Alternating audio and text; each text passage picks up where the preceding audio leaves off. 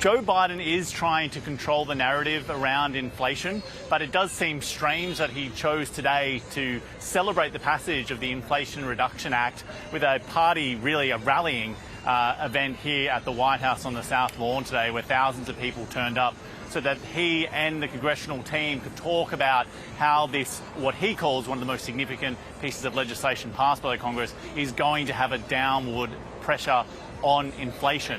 But the numbers are bad. Joe Biden is trying to claim that the passage of this act will have an impact on inflation, and this was him a little bit earlier. We're going to build a future, the future, here in the United States of America, with American workers, with American companies, with American-made products.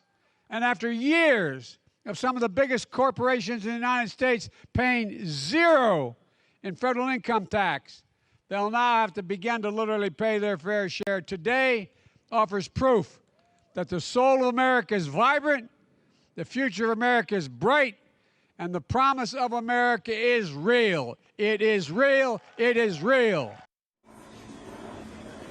And this is a full-throttled praising of this piece of legislation. But the difficulty for Joe Biden is that while he might be claiming that the passage of this large piece of legislation is going to have an impact on how much people are paying, for the moment at least, inflation does seem to be firmly entrenched here in the United States.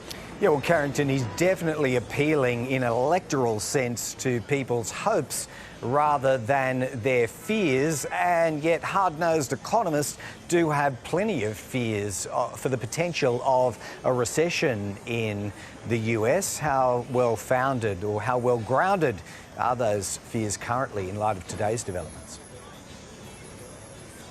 I think that's a good description, Greg. President Joe Biden would say that he's an optimist. He always talks up the ability of America to overcome any difficulty. But the truth of the matter is, despite his previous claims, or at least wish that inflation had peaked, that they had turned the corner on inflation, the numbers out today suggest that that is just not the case. That we might have had some downward momentum in some of the most volatile elements of inflation, things like petrol prices. We hear often from the White House that they've seen petrol prices fall throughout the summer. But what the numbers showed today was that core inflation, some of those things that don't move that often, are the things that are at the moment increasing at a rate that the Federal Reserve just does not have a control over. And the Federal Reserve has been attempting to get inflation under control by hiking aggressively interest rates in a manner we haven't seen since the 1980s. But what the evidence is so far is that it just hasn't been enough. And today I did speak to an analyst from Nomura.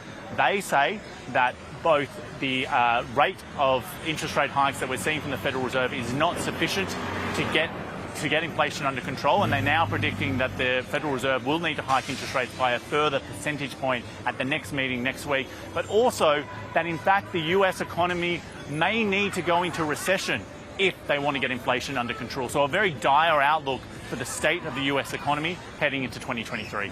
Yeah, that's a very sober observation indeed. And of course, Carrington, you know, where the US goes, so does the rest of the world, Australia included. Carrington Clark, thanks so much for that update from just outside the White House.